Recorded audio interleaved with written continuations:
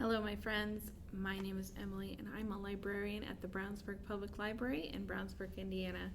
And welcome to Storytime Shorts.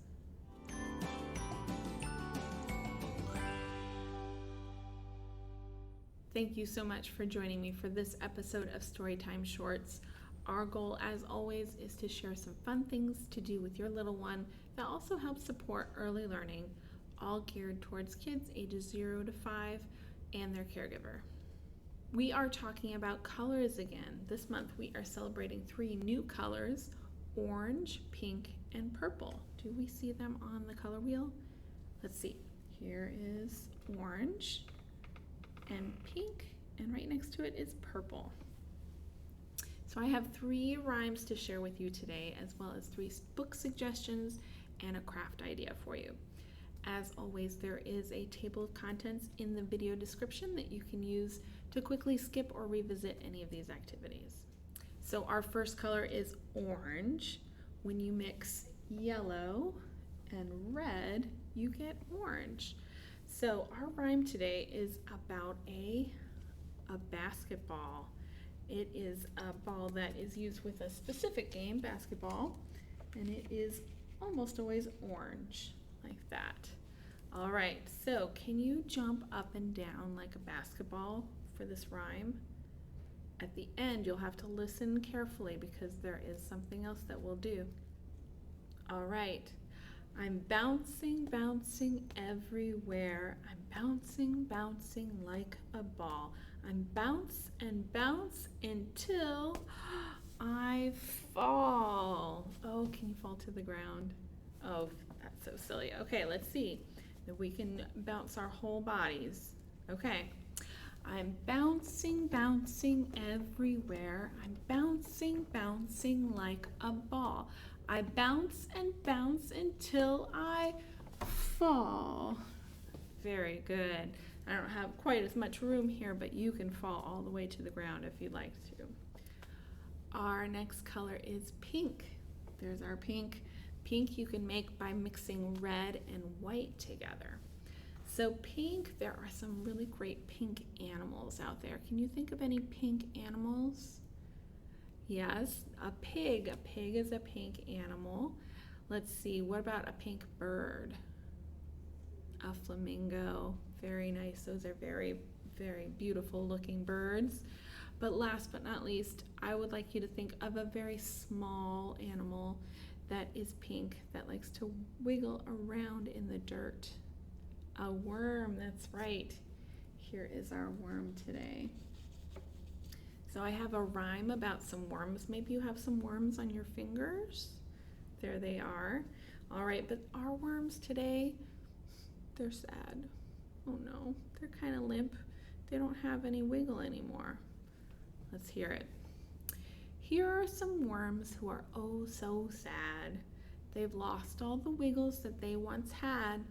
They wonder if you, just for today, would lend them your wiggles so they can play. Can we wiggle all of our body and give it to our worms? There we go. We're going to wiggle them up and wiggle them down. Wiggle those worms around and around. Wiggle them high and wiggle them low.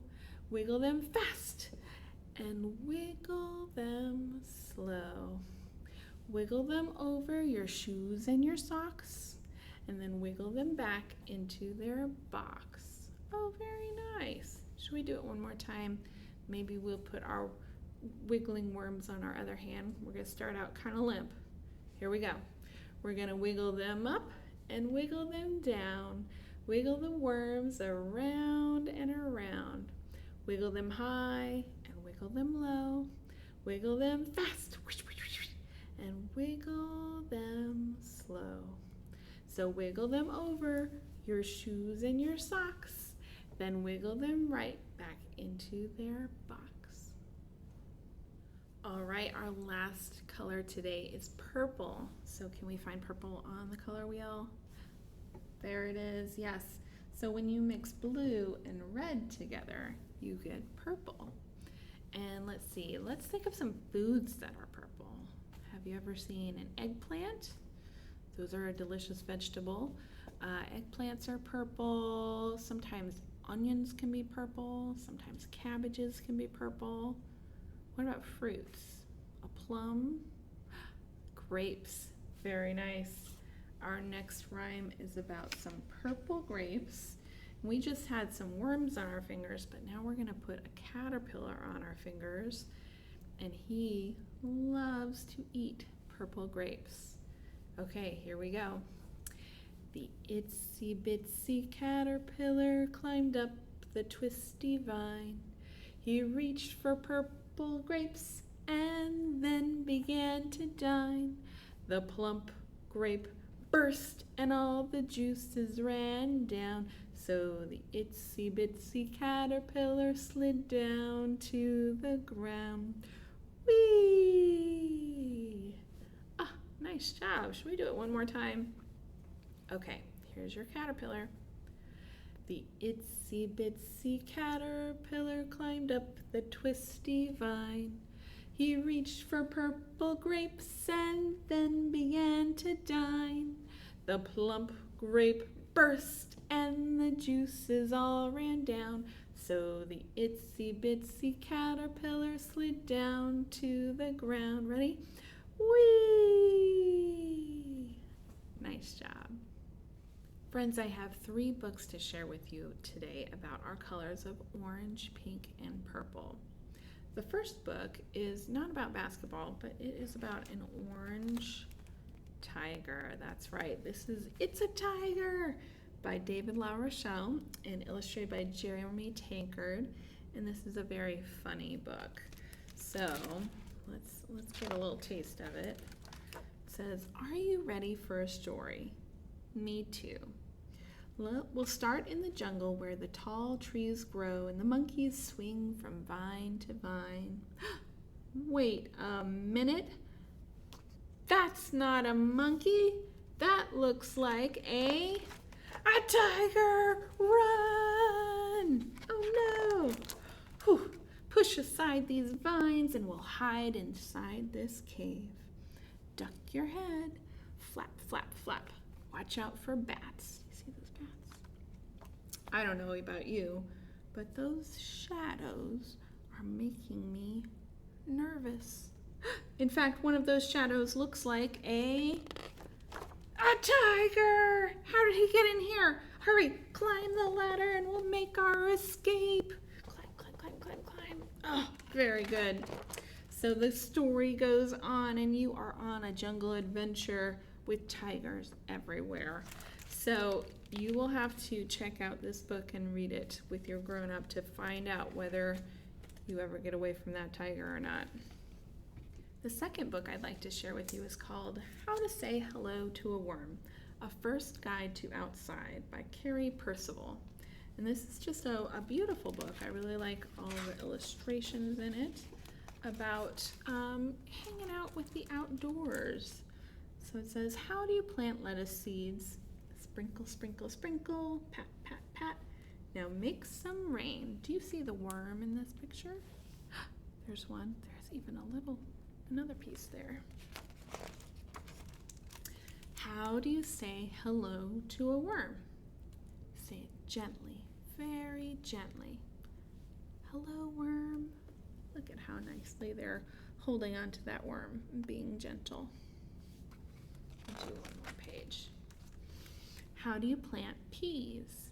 You stick your finger in the dirt, make a hole, drop 1 pea in, give it a drink, tuck all the peas under their covers. Sweet dreams, peas. Very nice. So it's a very fun little book about how to hang out outside and interact with the little bugs and the plants and the world around you. Our last book is also a funny one. It is called Lousy, Rotten, Stinkin' Grapes. It is by Margie Palatini and illustrated by Barry Mosier. And it is a retelling of a very, very old story, a story by Aesop. And it's retold in kind of a funny way. Look at that beautiful purple. Lousy, rotten, stinking grapes. There's our grapes. And it is a longer story, so this one might be a good bedtime story. You see our fox over there. Fox eyed a bunch of tantalizing grapes from a vine growing high on a tree. "Those juicy morsels are for me," he said with a grin.